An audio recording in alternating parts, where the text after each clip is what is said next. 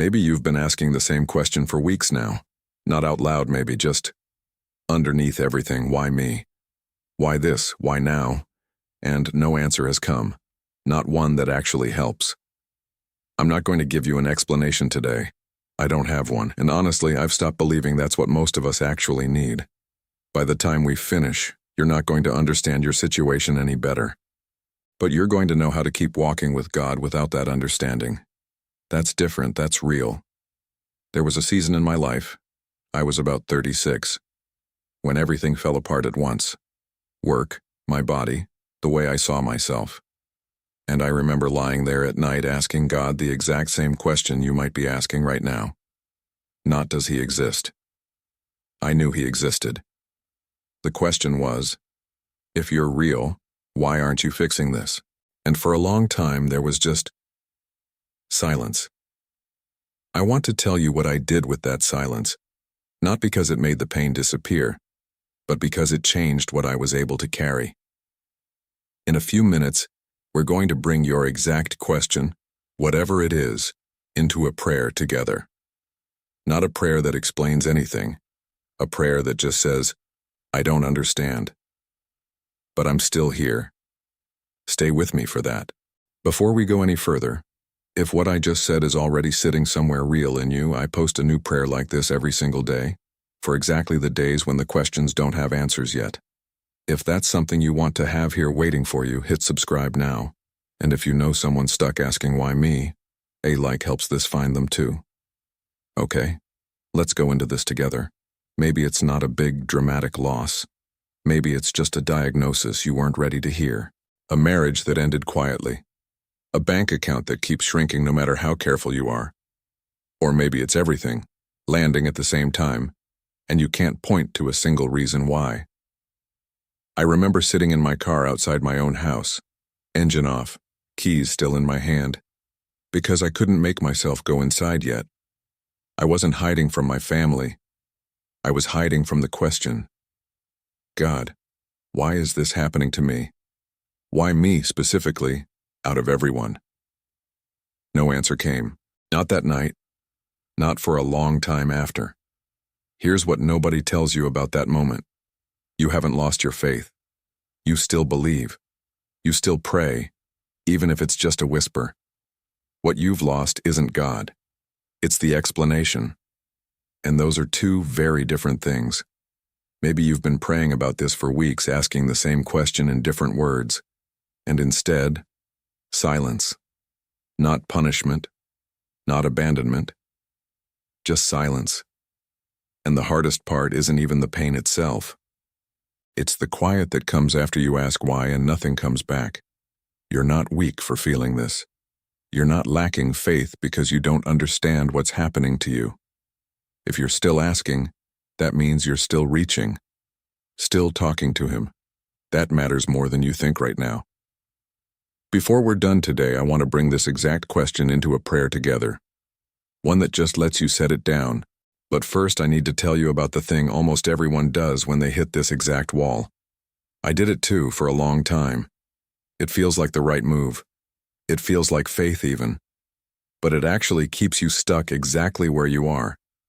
We try to explain it. We reach for a reason. Something that makes the pain make sense. Maybe this happened so I could learn something. Maybe God is testing me. Maybe there's a bigger plan I can't see yet. We tell ourselves that if we can just find the right explanation, the weight will get lighter. I did this for years. Every hard season, I went hunting for the reason behind it. Like if I could just name why it was happening, I could finally exhale. I asked God, over and over, hoping one version of the question would finally get an answer I could hold on to. It felt like the responsible thing to do. It felt like faith. Like a good Christian is supposed to find the lesson, the silver lining, the reason for the season. So when I couldn't find one, I assumed something was wrong with me. Not the situation. Me. Maybe someone even said it to you. Everything happens for a reason. And you nodded because what else do you say, but inside you thought, then why won't anyone tell me what the reason is? Here's what I didn't see back then. Chasing the explanation doesn't bring you closer to God. It pulls you further away because now your peace is hostage to something you may never get. You've made understanding the price of admission for confidence. And if the price never gets paid, you just stay stuck. I'm not saying this to make you feel foolish. I did it longer than I'd like to admit. There's a reason this doesn't work. A reason that has nothing to do with how hard you're trying or how much faith you have. And once I understood that reason, it changed everything about how I carried my pain. Let me show you what I mean. Here's what I finally understood, and it took me way longer than I'd like to admit. Chasing an explanation doesn't fail because you're not searching hard enough. It fails because you've quietly made peace conditional. You've told yourself, once I understand this, I'll trust God again. But God never asked you to understand first. Proverbs says the opposite. Trust the Lord with all your heart and lean not on your own understanding. Not trust once you understand. Instead of. When I read that verse again, years into my own dark season, I felt almost frustrated. Not at God, at myself. I had spent so long treating understanding like a locked door I needed to get through before I could get to him. The whole time, he was on my side of the door. Here's the part that changed everything for me. The silence you're in right now isn't a sign he's gone. It's not punishment and it's not distance. Psalm 34 says, "The Lord is close to the brokenhearted." Not close once they figure out why they're broken. Close to them, in it, while it's still unresolved. His presence was never waiting on the other side of your answer. It was already there, in the question. I know that sounds almost too simple. But believing it, actually believing it, that's a different thing. It took me a long time to stop treating why as the price I had to pay before I was allowed to feel him again. And here's the last piece, the one nobody told me. I had to find it myself in the dark. The prayer that actually changes something isn't the one that removes your problem. It's the one that changes who you are inside it.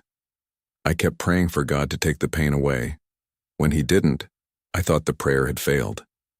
But it wasn't supposed to make the pain disappear. It was supposed to make sure I wasn't carrying it alone.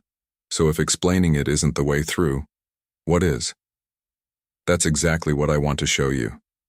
But first, before we keep going, I want to ask you something, and I mean it. If there's a why you've been carrying, something you've only asked God in the quiet, type it in the comments. Just the question, why is this happening to me? Or even just one word for what it is: loss, sickness, money, loneliness. You don't need an answer to write it down. You just need somewhere to put it that isn't just inside your own head. I read these. Sometimes just seeing that you're not the only one asking changes something. Okay, let's keep going. So here it is. Here's the thing I wish someone had told me 10 years ago. Not from a pulpit, not in a book. Just like this. One person to another. You don't need to understand what's happening to you before you're allowed to trust God with it. You don't need the reason. You don't even need to feel close to him right now. All you need to do is stop waiting for the explanation and bring the question itself to him, exactly as it is.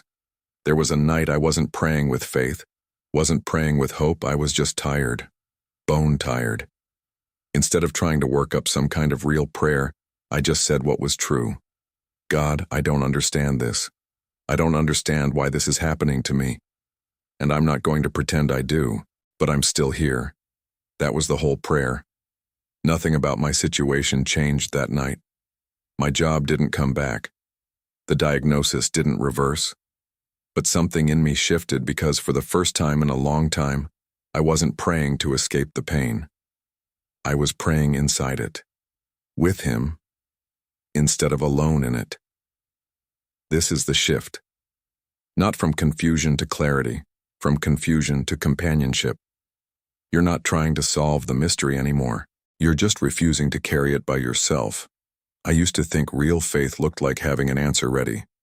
But real faith looks like showing up without one, and staying anyway.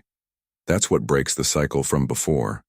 The one where you keep hunting for a reason and feeling further from God every time you don't find one. You stop making understanding the price of his presence.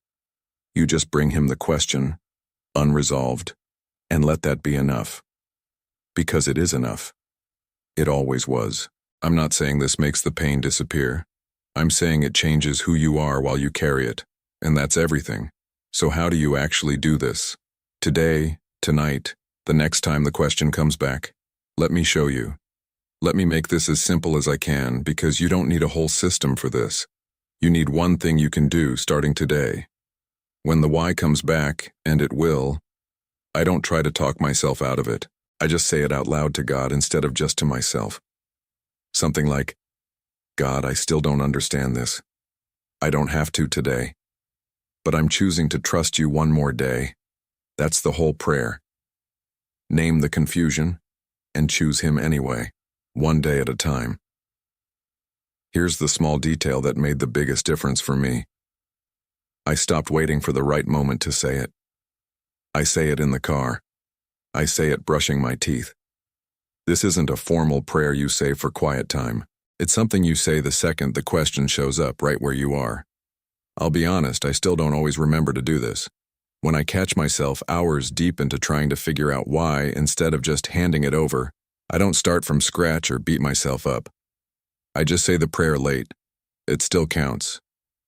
On the days you're truly at the end of yourself, you can shrink it down even further. Just, I don't understand. But I'm still here. 5 words. Some of the most honest praying I've ever done had barely any words in it at all. It's not about feeling ready. It's a decision you make again and again, especially on the days you don't feel anything at all. Consistency here isn't about emotion. It's about showing up with the same 5 words, whether you feel close to God or 1,000 miles away. Now, before you go and try this, I want to be honest about what to expect. Because I don't want you doing this exactly right and still feeling like it isn't working. This prayer isn't going to make your why go away. You might say it every day for a month, and the diagnosis will still be the diagnosis. The marriage will still have ended. I need you to know that going in, because if you're expecting this to resolve your situation, you're going to think it isn't working. It's not that kind of prayer. I'll be honest about my own experience. The first few weeks, I didn't feel different. I said the words and mostly just felt tired and confused, same as before. What I didn't realize at the time was that the change wasn't supposed to show up as a feeling. It showed up first as a decision. The decision to keep coming back, whether it felt like anything or not. That part built slowly. Weeks, not days. One day I noticed I wasn't white-knuckling the question anymore. I was just carrying it differently. Lighter, not gone. Some of what I prayed for during that season never came the way I asked for it.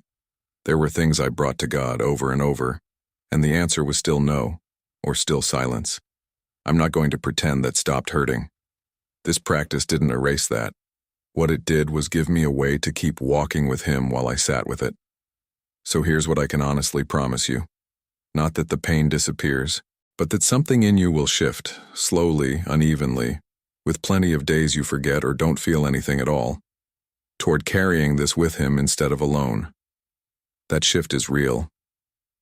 I still don't have all my answers, but I'm not carrying them by myself anymore. And if you miss a day or a week, that's not failure. Just come back and say the 5 words again. That's the entire practice. So now that you know what this really looks like, let me give you something simple to start with today. Today, right now, before you even close this video, say it once. Out loud if you can, quiet if you can't. God, I don't understand why this is happening, but I choose to trust you one more day. Or if that's too much right now, just the 5 words. I don't understand. I'm still here. That's the whole first step. You just need to say it. Tomorrow, do it again. Doesn't matter where you are, your car, your kitchen, lying in bed. This week, that's the only goal, not a whole prayer routine, just this one sentence once a day. And on the days you forget, don't treat it as proof that you failed. Just say it late. Say it the moment you remember. That still counts. I remember my own first day doing this. It wasn't dramatic. I just said the words in my car and drove home. That's how small it started. And I didn't know then that it would be the thing I still come back to years later. Every time life stops making sense. You've already done something today, just by staying through this. So take this one small step. Say the words, even without an answer to the question that brought you here. and I'll be here tomorrow. With another prayer for whatever tomorrow brings you. Still asking my own questions some days. Still showing up anyway.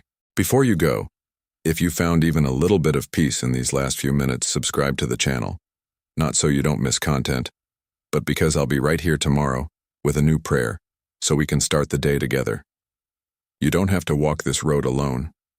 And if this one found you at the right moment, A-like helps this reach someone else asking the same question tonight. Even if they haven't said it out loud to anyone. I still don't have all my answers. I probably never will, but I keep coming back and I keep finding him here in the not knowing. So will you. See you tomorrow.